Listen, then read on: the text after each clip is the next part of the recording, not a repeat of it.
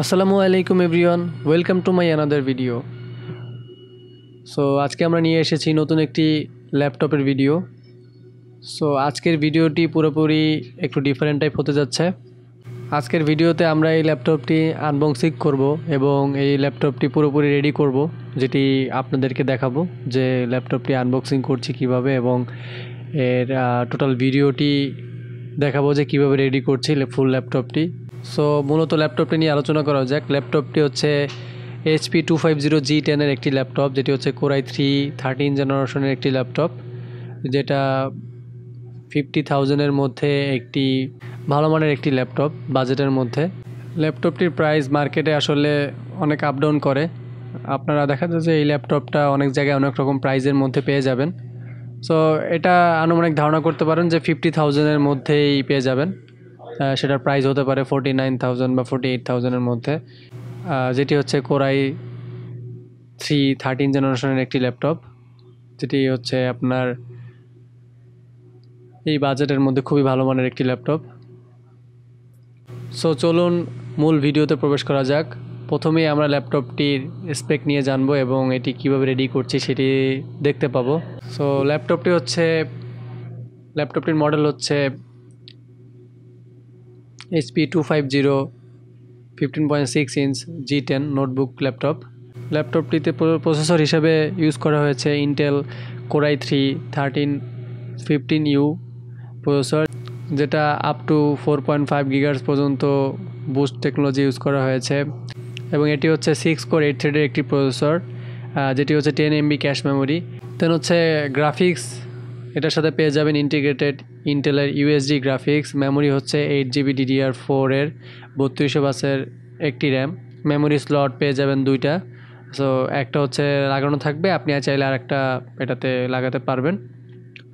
দেন এটাতে internal storage হিসেবে ব্যবহার করা হয়েছে 512GB NVMe SSD। দেন ডিসপ্লে হিসেবে এটাতে ব্যবহার করা হয়েছে 15.6 ইঞ্চ FHD IPS প্যানেল, যেটা হচ্ছে 250 নিটস 45% NTSC।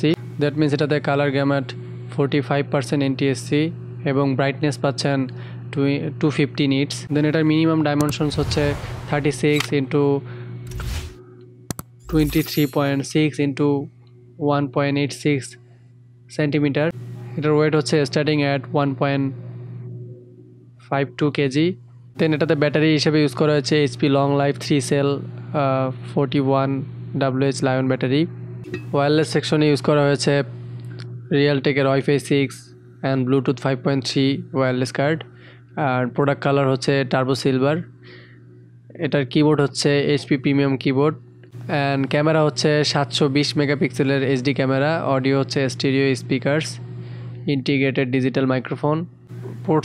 পোর্ট সেকশনে পেয়ে যাবেন একটা USB টাইপ C, যেটা হচ্ছে 5 Gbps এর, এবং দুইটা হচ্ছে USB টাইপ A, যেটা হচ্ছে 5 Gbps এর, একটা AC পাওয়ার, একটা HDMI, যেটা হচ্ছে 1.4B on stereo headphone microphone combo jack. Then power adapter হিসাবে ইউজ করা হয়েছে SP স্মার্ট 45 ওয়াটের external AC power adapter. So এটি এই প্রাইসে বর্তমানে বাংলাদেশে আপনারা হচ্ছে ফ্রি ডোজ ভার্সনে পেয়ে যাবেন। ইন্টারন্যাশনালি এটা আপনার দেখা যায় অনেক সময় উইন্ডোজ 11 দিয়ে আসে। যেহেতু এটা চিপ প্রাইসে দেওয়া হচ্ছে, তাই এটা আপনার দেখা যাচ্ছে যে উইন্ডোজ ফ্রি ডোজটা থাকে এটার সাথে, এটাতে উইন্ডোজ দিয়ে নিতে হয়। সো এই ভিডিওতে মূলত আমি ল্যাপটপটা কীভাবে রেডি করেছি সেটি নিয়ে সংক্ষেপে আলোচনা করি। প্রথমেই যখন আমরা ল্যাপটপটি আনবক্সিং করি, তারপরে দেখা যায় যে আমরা পাওয়ার অ্যাডাপ্টার, দেন হচ্ছে পাওয়ার কেবলের সাথে কানেক্ট করে ল্যাপটপটা অন করি। দেন হচ্ছে এটার যে আমাদের যে পেন ড্রাইভ থাকে, উইন্ডোজ বুটেবল করা থাকে, সেটি আমরা ল্যাপটপে দিয়ে বায়োস অপশনে যাই, বুট অপশনে যাই, যেটি হচ্ছে HPর ক্ষেত্রে F9 এবং আদার্স ল্যাপটপের ক্ষেত্রে আদার্স ফাংশনাল কি থাকে। HPর ক্ষেত্রে বুট মেনু হচ্ছে F9। এটাতে দেওয়া হয়েছিল উইন্ডোজ 10 প্রো। তো সেই অপশনগুলো আমরা সিলেক্ট করে দেন হচ্ছে আপনার স্টেপ বাই স্টেপ আগানোর পরে উইন্ডোজটা কমপ্লিট করার পরে এটা কিছুক্ষণ টাইম নিয়ে আপনার দেখা যাবে যে ওপেন হওয়ার পরে আমরা পার্টিশন করি। সো দেখা যায় যে কাস্টমার তার মন মতন পার্টিশন চায়, সেই অনুযায়ী করা হয়। নর্মালি আপনার মতন করে আপনি রাখতে পারেন, যে আপনার যতটুকু ইচ্ছা পার্টিশন করার। সো পার্টিশনটি আমরা করি, দেন হচ্ছে আপনার যে এটার বেসিক সফটওয়্যার সেটিও আমরা পেন ড্রাইভের মাধ্যমে দিই, এবং এটার যে ড্রাইভার আছে ড্রাইভার প্যাক থেকে আমরা ড্রাইভারটা দিই। দেন হচ্ছে ওয়ার্ড, এক্সেল এবং আপনার উইন্ডোজ যেটা আছে সেটা হচ্ছে আমাদের যে ক্র্যাক সফটওয়্যারটা থাকে সেটার মাধ্যমে আমরা এটাকে অ্যাক্টিভেট করে দিই, যেহেতু এটা ফ্রি ডোজ। সো তারপরে এটা রিস্টার্ট মারলেই এটা কমপ্লিট হয়ে যাবে।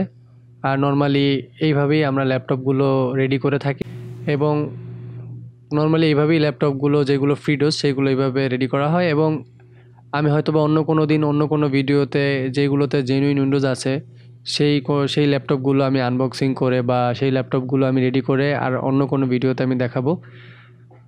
সো এই ল্যাপটপটি মূলত কাদের জন্য ভালো হবে শর্টকাটে আলোচনা করি। এই ল্যাপটপটি মূলত ভালো হবে যারা নতুন ফ্রিল্যান্সিং শুরু করছেন এবং বাজেট অ্যারাউন্ড 50,000-এর মধ্যে, তারা এই ল্যাপটপটি চয়েসে রাখতে পারেন, যেহেতু এটি একটি 6 কোর 8 থ্রেডের একটি প্রসেসর এবং এর 10 MB ক্যাশ মেমোরি।